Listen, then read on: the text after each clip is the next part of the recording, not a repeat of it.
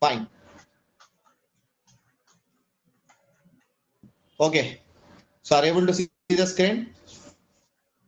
Yes. Yeah, Yes. sure that. Okay. So basically this course has been designed for like about 30 hours of training. Okay. Mm-hmm. Basically covers AWS Solution Architect Associate Certification training, the entire training. Okay. Mm-hmm. Fine. So this is I'll be telling you what exactly will be covered in the course and how exactly to go about the you know creation of your account process and also I'll be explaining you about the uh, what to say the entire course structure, what exactly we are going to do. Okay. Mm-hmm. Mm-hmm. Fine. So now if you see this, basically this is the overall agenda of what exactly we will be doing in this. So first I'm going to give you an AWS overview. Then we are going to talk about the designing highly available, cost efficient, scalable systems. Okay. Mm-hmm. We will be also discussing about the AWS global structure, and we will see basics of what exactly is cloud computing, what is private cloud, public cloud, what is a region, what is availability zones, and all this basic stuff which are covered for the other candidate. Okay. Mm-hmm. Fine. So in the agenda here, you see this, we are going to cover the identity and access management, the virtual private cloud, elastic cloud computing. We are going to see the S3 and also Glacier, which is advanced part of S3. And not only EC2, but even we are going to include Lambda in this, which is the next version of elastic cloud computing. Then we are going to see the DNS management, which is represented as Route 53 in AWS. Similarly, we are Mm-hmm. going to understand the Amazon relational. Sorry. Mm-hmm. So we are going to understand the relational database services with the NoSQL. Actually, NoSQL is like it's like very old. We'll be discussing DynamoDB with it, which is currently in trend with AWS. Okay. Mm-hmm. Then we will be studying about application services and messaging, in which we will be talking about simple notification service and simple queuing services, which relates to sending and receiving of messages over the networks. Then we will be dealing with the AWS security and compliance, which actually what pattern it follows, what are the security mechanisms it is going to observe, and all that stuff, Mm-hmm. quality control in it. Fine. Mm-hmm.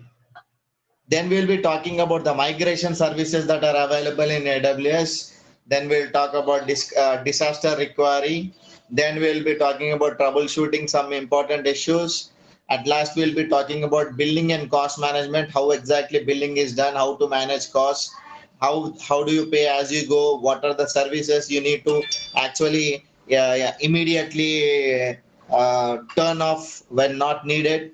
What happens if some services when you leave it like that, how exactly you are going to be built. For example, you create a dynamic IP and leave it like that for 24 hours. It will be built you know more in dollars, because dynamic IP is very costly.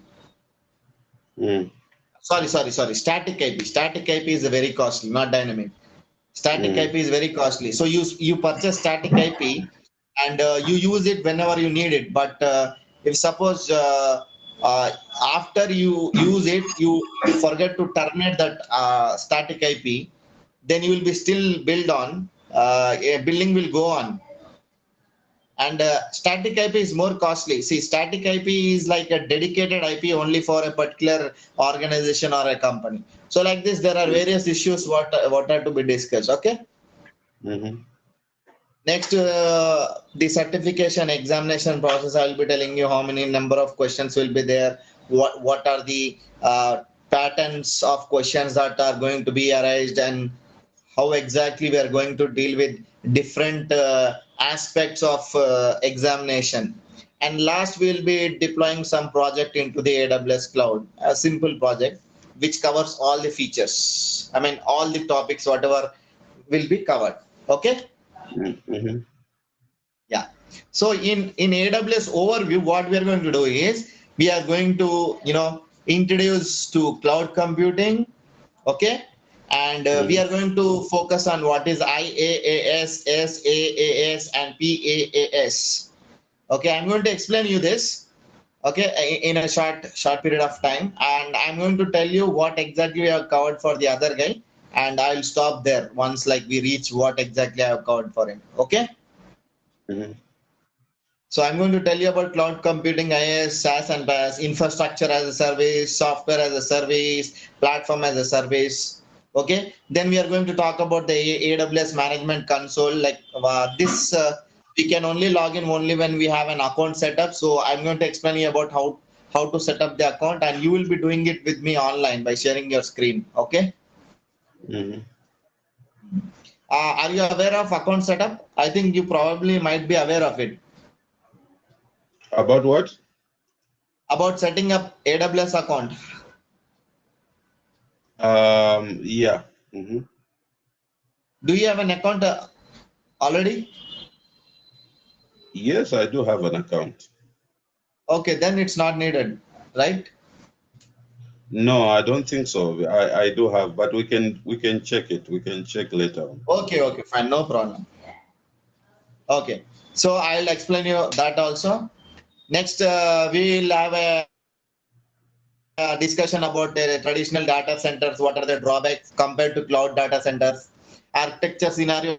We'll talk about the global architecture of AWS. Then we'll talk about computing and networking, database, storage, and content delivery networks, how data is moved from one location to another location. Then we'll also talk about monitoring and logging. Okay, when a user logs in, what exactly happens, how the system monitors the logout and login status, and how a user is identified, and all the stuff. Okay. Mm-hmm. Fine. Then we have a topic called as identity and access management. It is like it is something like an LDAP, lightweight directory authentication protocol. The same concept is implemented here in cloud as identity and access management. Creation of users, credentials, roles, etc., etc. All this is nothing but simple terms, user management. Mm-hmm. In very simple management, how users are managed in AWS talks about identity and access management. Okay, so create and manage groups, create and manage users, give them credentials, what are the roles across regions and different roles, account settings and credential report, IAM assignments and practices. Like I will be giving you some practices questions. Okay, then IAM management as per industry hierarchy and scenarios will be explained to you. Mm-hmm. Then we will talk about virtual private cloud and VPN connections. What is actually virtual private cloud? What is subnet? What is NAT? What is a gateway? What is a router? What is a switch? Mm-hmm. Are you aware of what is the actual difference between a router and a switch? Any idea? Yeah. I'm aware. Yes. Mm-hmm. Mm-hmm. Yeah. Okay, fine. I'll be explaining you in the due course of training. No problem at all. Yeah. Fine. This is what we are going to do in virtual private cloud.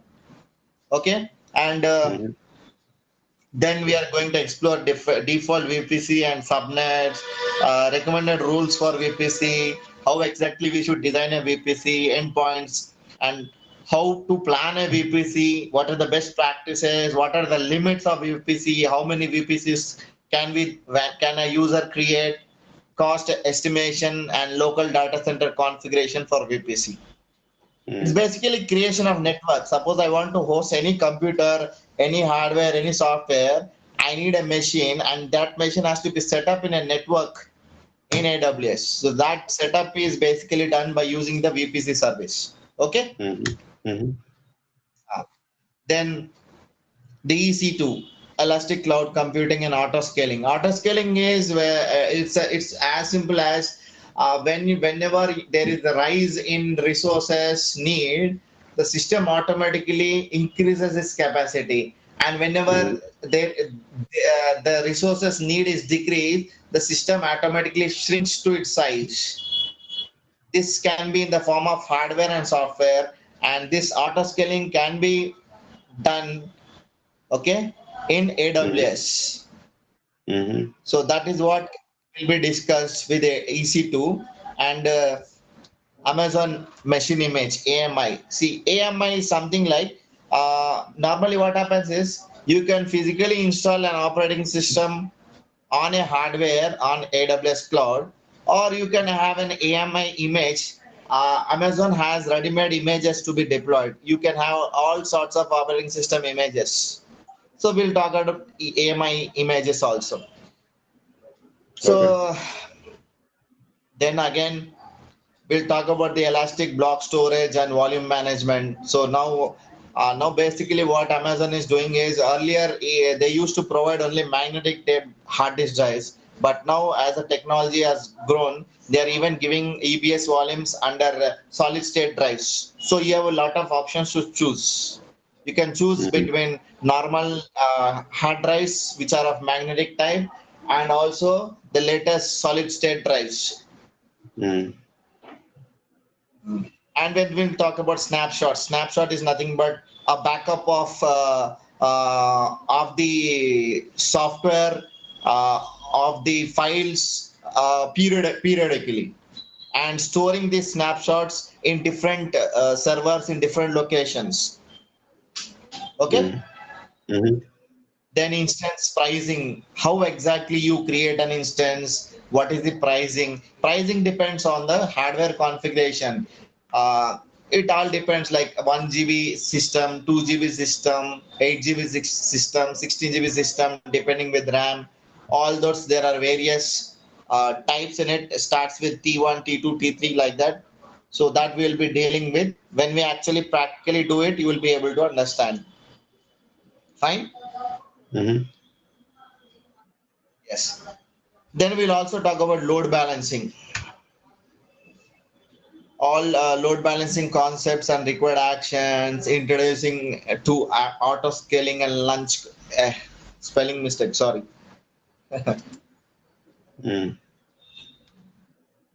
Launch configurations, scrutinizing the policies, Amazon EC2 container services and Amazon Lambda, Elastic Beanstalk, and we'll also deal with the Amazon command line interface, where you can directly connect to secure shell and write commands that can be implemented over AWS. So CLI is the command interface of AWS. Command line interface. Then we'll talk about the storage service, which is actually the simple storage service S3 and Glacier, the next level of S3. So basically it is like file storage, storing files over the internet.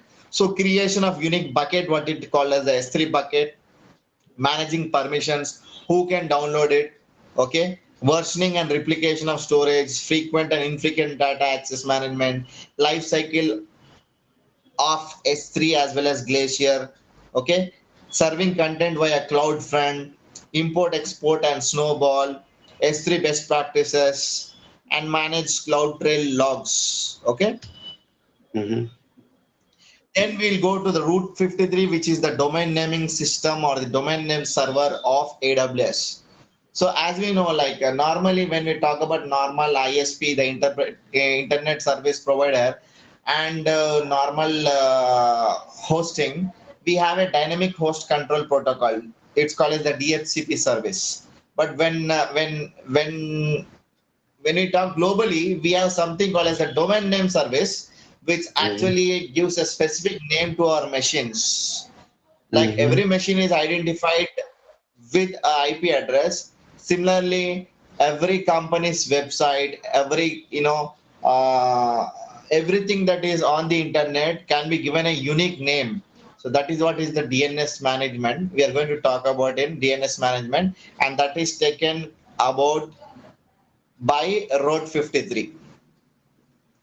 So we'll talk about DNS concepts and domain registration, Route 53 routing protocols, propagating name servers, traffic management, pricing, and we'll talk about the DNS, ELB DNS, and other resources also.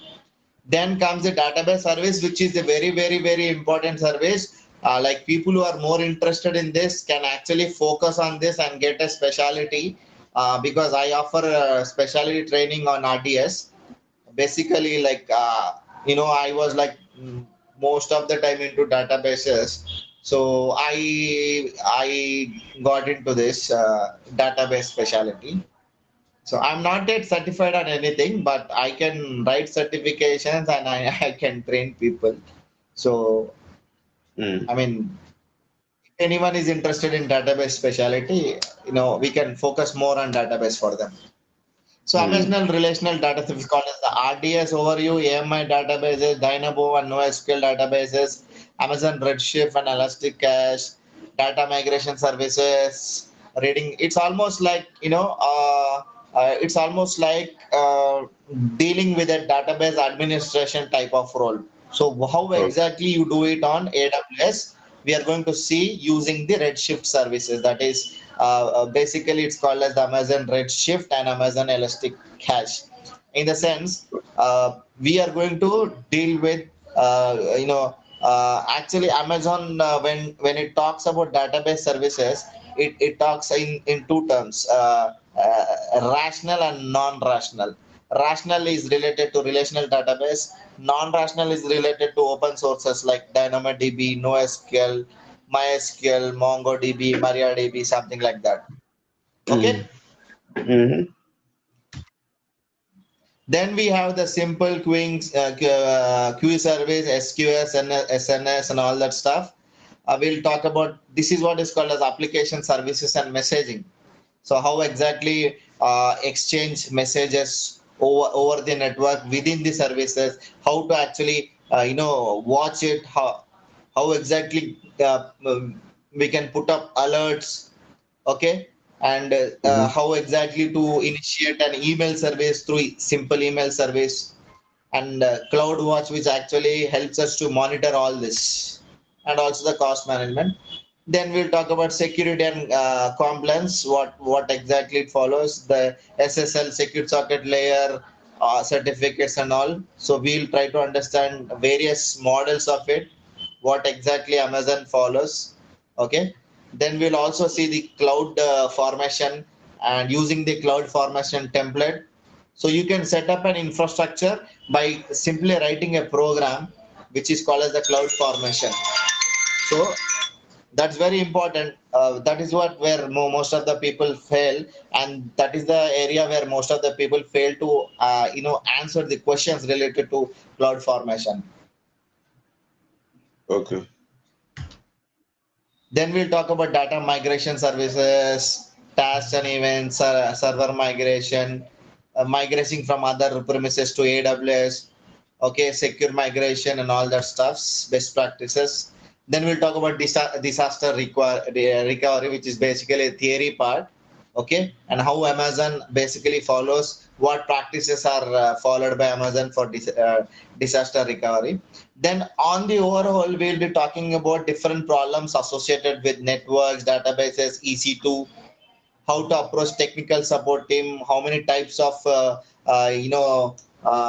to say, the supports are available, all that stuff. Okay, Mm-hmm. fine. Hello. Yeah. Yeah, I can hear you.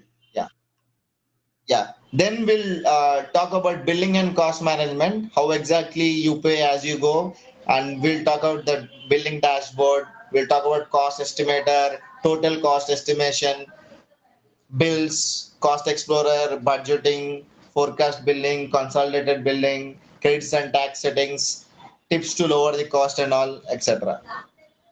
Mhm. Then we'll talk about the examination prospect, AWS and Solution Architect Associate Certification. I'll give you a brief overview of again whatever we have learned, and we'll be discussing different scenarios related to exams. I'll be giving you tips also. Okay, we will cover what is the percent of each syllabus for each domain, what exactly it covers. Okay. Mhm. Then we will be doing a small project at the end, like deploying any e-commerce application or web app in the custom VPC with public and private subnets, including Elastic, load balancing, auto scaling, DNS management, and large-scale storage management system and content delivery, content and media serving application infrastructure design, and how exactly to analyze the logs and different project scenarios. Mhm. Fine. Mhm. So this is an oral agenda. So this is what I told him, and now let me take you back to a small discussion. Uh,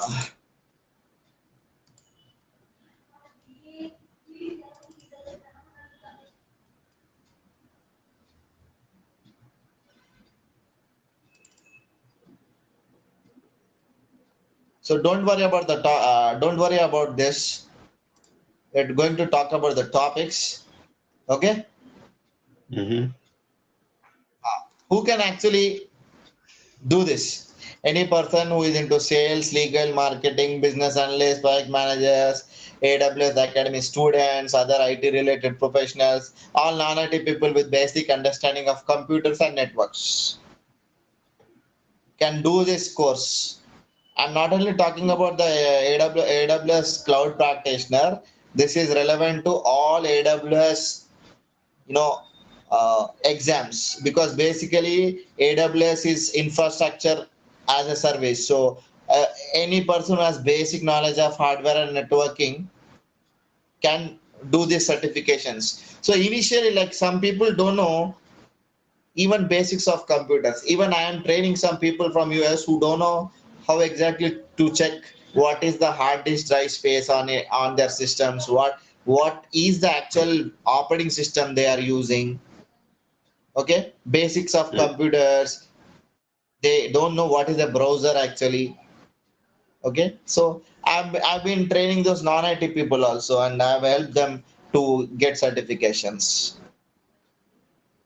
Fine. Next, this is what we are going to do. Define what the cloud is, how it works, difference between cloud computing and deploying models, describe the AWS cloud value proposition, basic global infrastructure of the cloud, compare the different methods of interacting with AWS, describe the difference between AWS service domains, how many different domains are there.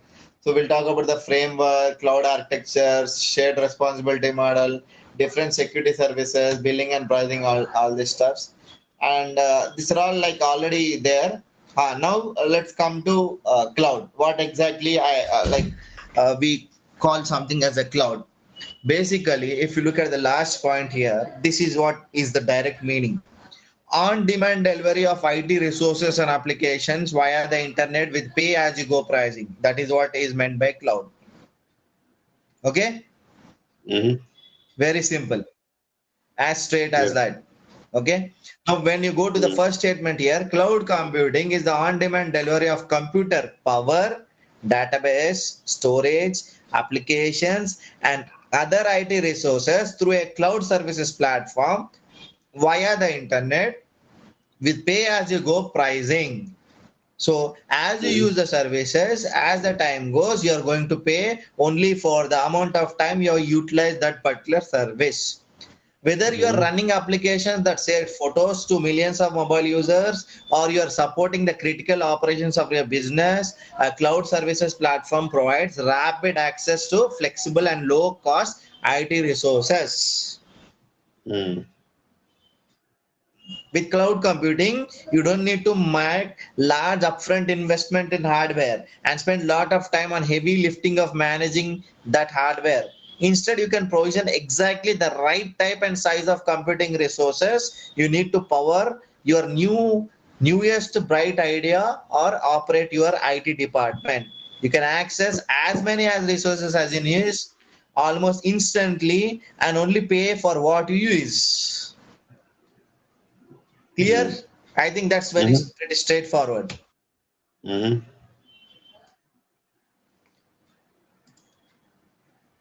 Okay, then the most important question that is being asked in cloud practitioner and solution architect exams, coverage of 6 advantages of cloud computing.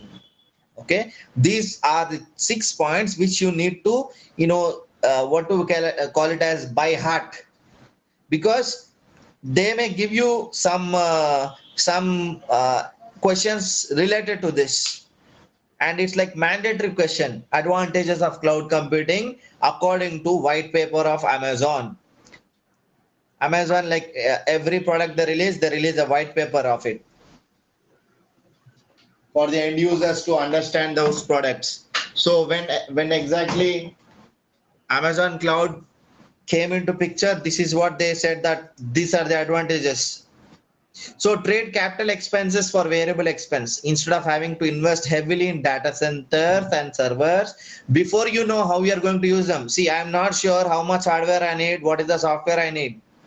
Okay, Mm-hmm. so I can actually, go to cloud and check there what exactly I need, and I just initialize those services what I need. I get only that hardware what I need for my business. You can pay only when you consume the computing resources and pay only for how much you consume. That's what is a capital versus variable expense. So now let's say I want to set up a very big data center, how much it costs. Mm-hmm. But if you rent it on Amazon, it varies. That's what your investment directly as a capital expense rather than variable expense. Only when you need it you take it, otherwise after your usage you just shut it down. Mm-hmm. Okay, Mm-hmm. and benefit from massive economic scales. By using cloud computing, you can achieve a lower variable cost than you get on your usage from hundreds of thousands of customers is aggregated in the cloud.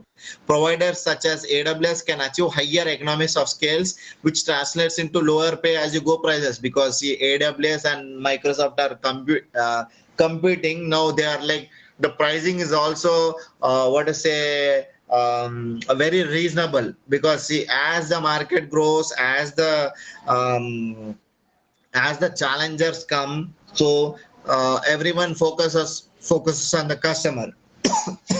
So everyone wants to attract new customers, and they want to know actually what exactly the customer is looking for.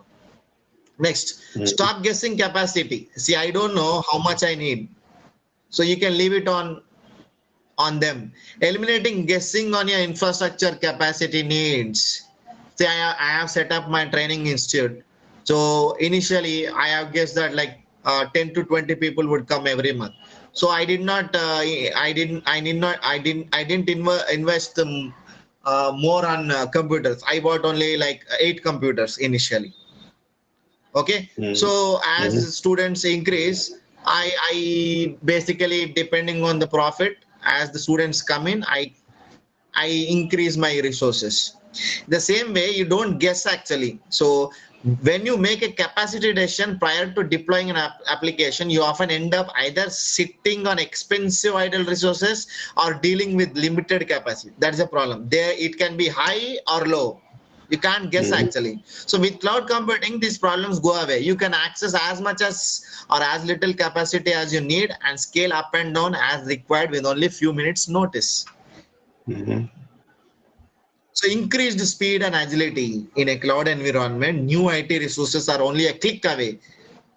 You can change your system, software, servers, everything in a click, which means that you reduce the time to make those resources available to your developers from weeks to just minutes. This results in a dramatic increase in agility for the organization since the cost and time it takes to experiment and develop is significantly lower. Like stop spending money running and maintaining data centers. We don't do that. We don't go for traditional data centers. We are Mm-hmm. not bothered to we are not bothered to fix up a geographical location. We are not going to bother about the power, the cooling and maintenance of data center. First of all, setting up a data center for fault tolerance, all this is a risky affair. Now who wants to go to data centers when it is available at cheaper price in the form of cloud? So stop spending money running and maintaining data centers. Focus on your projects, then differentiating your business, not the infrastructure. Cloud computing lets you focus on your customers rather than on lifting of racking, stacking, and powering servers.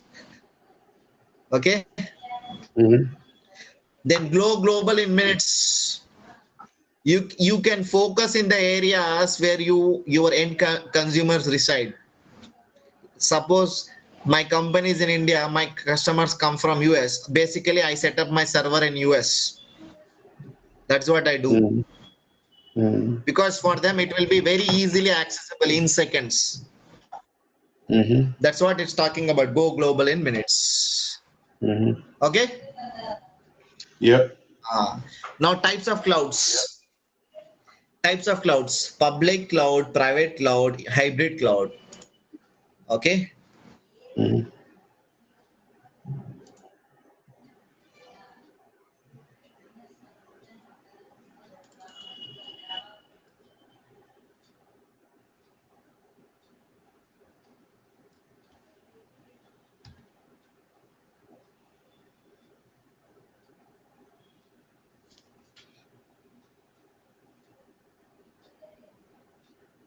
I actually want to show you a picture.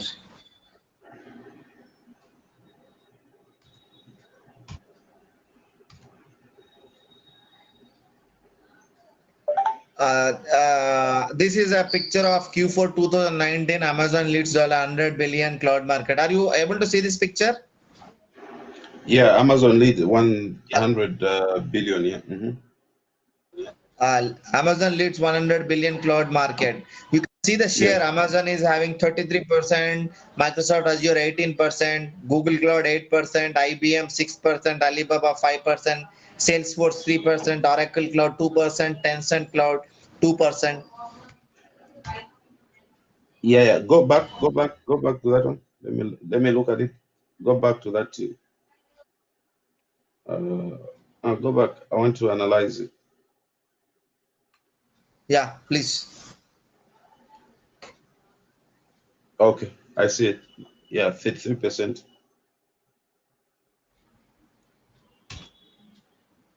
This is basically the services. Once you log in, what you see, that picture is not loaded. I don't know why it is not getting loaded.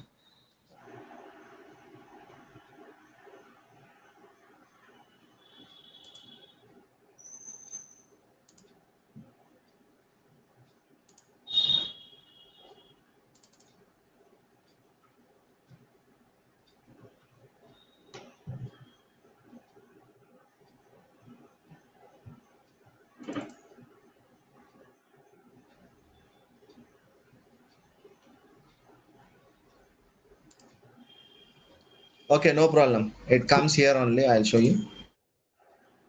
Mm. It comes here. Let us talk about here. Here. Yeah, this is your best example to understand private, public, and hybrid clouds. Okay. Mm. So if you see something here, in public cloud, the third party service providers make resources and services available to the customers via the internet. Okay. Customers data and related security is with the service providers own infrastructure. For example, AWS, Microsoft Azure, Google, IBM, they have their own infrastructure. Okay. Fine. Customers data and related security is with the service providers own infrastructure. So our data and related security is with the public cloud itself. And if you see some examples here of public cloud, you can see under public cloud, SaaS, software as a service, is offered as Google Apps, Salesforce, Cloud9 Analytics, Office 365. The same public cloud platform as a service is offered as Google Apps Engine, Microsoft Azure, VMware. Platform as a service, public. Then similarly, in infrastructure as a service, you can see Amazon EC2, Rackspace, Google Computing Engine. So these are public clouds which offer this service. You understand that, right? Yes. Then platform as a service. Platform as a service removes the need for your organization to manage the underlying infrastructure, usually hardware and operating systems, and allows you to focus on the deployment and management of your applications. This helps you be more efficient as you do not need to worry about resource procurement, capacity planning, software maintenance, patching, or any of the other undifferentiated heavy lifting involved in running your application. So that is what is platform as a service. Okay, they take care about the operating systems, the hardware that is needed. Everything is just made ready in clicks. Fine. So let us see some examples here. Again, the private cloud. If we see here, SAS, Cisco WebEx, Citrix GoToMeeting, PaaS, Apprenda, Stackato. IaaS, VMware, Hyper-V, OpenStack, CloudStack. Then hybrid. Hybrid is simple combination of both. It's very simple. Oh, no, we're not talking about. We're talking about services, right? Sorry. So anyway, yeah, it's here. Sorry. See, we missed it. We actually mixed it. No problem. Private cloud. Okay, a private cloud also provides almost similar features as public cloud, but the data and services are managed by the organization or by the third party only for the customer's organization, only for a specific customer. See, that's the basic difference. You understand that? Yes. So here you see customers data and related security is with the service provider own infrastructure. But here the same thing is managed by the third party only for a specific customer. In this type of cloud, major control is over the infrastructure. So security related issues are minimized. Then hybrid cloud is a combination of both of this. Hybrid cloud is a combination of both private and public cloud. The decision to run on private or public cloud usually depends on various parameters like sensitivity of data and applications, industry certifications and required standards, regulation, etc. So hybrid is mix of public and private cloud. So then infrastructure as a service, platform as a service, software as a service. It's all like basic things that I hope you already know it.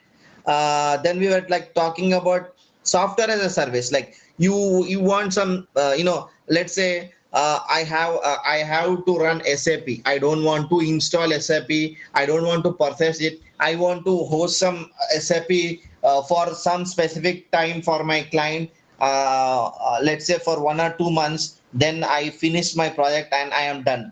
So basically, you can rent or lease software from the providers. That is what is software as a service. Okay. Now let's say I want to use Oracle database on cloud. So I need not buy it. I just take rent. I just use it for some days. I do my job, then pay the rent for it, and that's it. I don't buy it actually. So everything is the concept of renting, using, pay as you go. So here we are renting the operating system most of the time. Here is the entire infrastructure like your storage, networks, everything. Here, software as a service. As simple as that. Mm-hmm. Okay.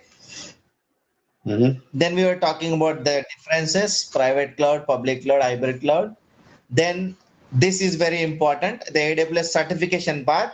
Here it stands foundational is cloud practitioner, and this is what I've been training for the other guy actually. I told him like you just first like see AWS solutions architects actually it includes this cloud practitioner. So like first 50% of solutions architect is nothing but the cloud practitioner. Remaining 50% covers the solutions architect. So if you see here, cloud practitioner, foundational, 6 months of fundamental AWS cloud and industry knowledge. Then you go Mm-hmm. associate level, 1 year of experience solving problems and implementing solutions using the AWS cloud. Then Mm-hmm. professional, 2 years of comprehensive experience designing, operating, and troubleshooting solutions using the AWS cloud. Then you come to the specialty here. In this, you have different things again: architect, operations, developer, DevOps engineer. Okay, the Mm-hmm. solution architect associate, solution architect professional, sysops administrator, that is nothing but DevOps actually. We have the next level is that what is DevOps engineer. Then we have the AWS developer. Okay, Mm-hmm. then comes to Mm-hmm. the specialty. You can have advanced networking, security, Alexa skill builder, machine learning, data analytics, database. So many specialties are there. It's only like Mm-hmm. a basic roadmap of your certification. Mm-hmm. So our level is something like that. I can also directly go for a solutions architect professional level certification also. Mm-hmm. Like if you are interested, you can go for it, no problem. And similarly in database specialty, if you want in a specialty, you can go for it. Okay, Mm-hmm. Mm-hmm. this is what for like a part of cloud practitioner. Then yeah, this is the services what exactly he the cloud practitioner looks into. Mm-hmm. So this is what I have taught him, and I have taught him how to actually create an AWS account. So if you can share your screen, I'll tell you where to go, how to go about it. Sure. Mm-hmm. That's Please share good. your screen. That's good. That's good. No, this system is very funny. I need to first just a minute. Please just a minute.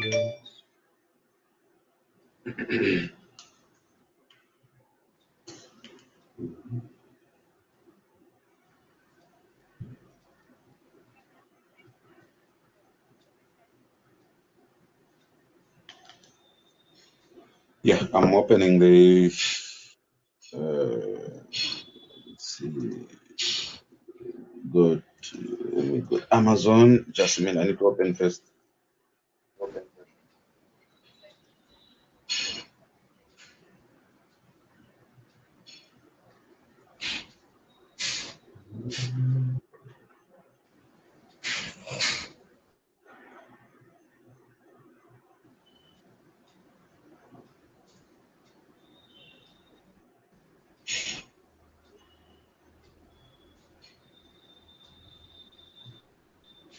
Let me let's see. 2 1. Okay. Hello. Long time. Yeah, that's what also. I'm coming. It's long time I signed in it. So Okay. let me get in. Let me get in. Just a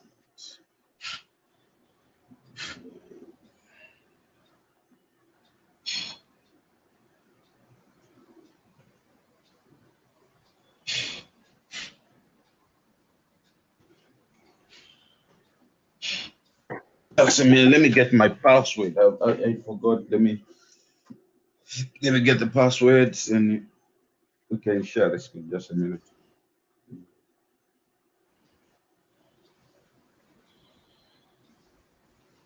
Okay. Okay. Got it.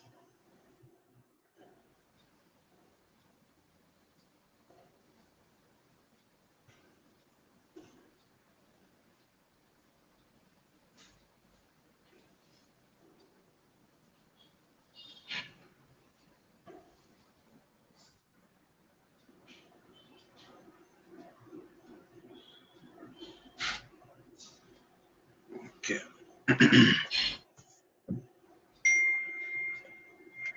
Yeah, I have it. Authentication. This is two-way authentication, so I've just received the code. Just a minute.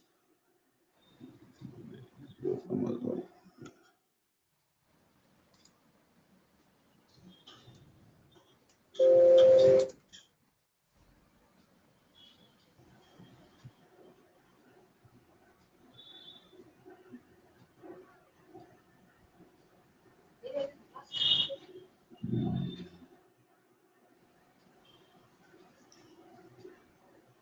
Okay.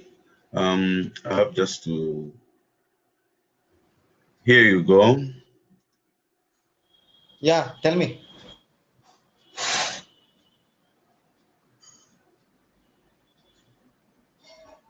Can you see my screen? Not exactly. Oh, okay. Wait. Let me see. By other stuff. Just a minute. Man, this thing is.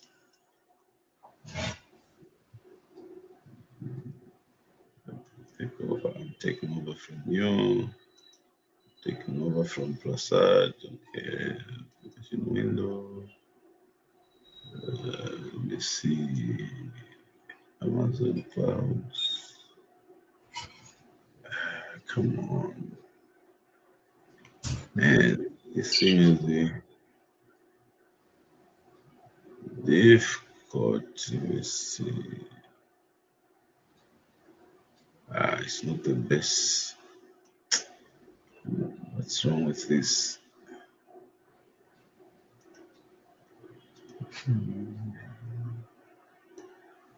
It's not allowing, giving me the option to. Okay. Let's Chrome. Just a minute. Just a minute. Just a minute. I have to find. Come on. Okay, Amazon. Okay. Yeah, there we go. You see my window here? Yes, I see it. Yeah, so I go where again? I've forgotten how to the console. I've logged in. Yeah, please, please go to Google and type Amazon Web Services. Okay, so Amazon.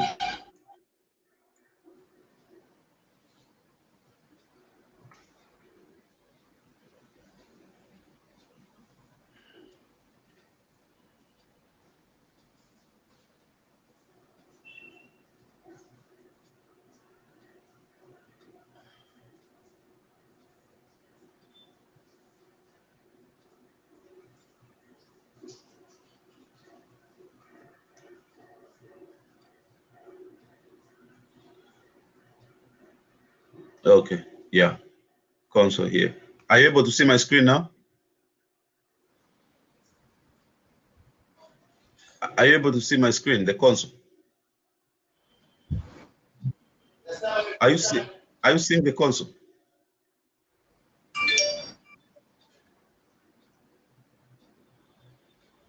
I cannot hear you.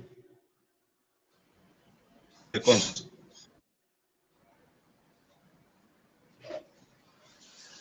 What's going on?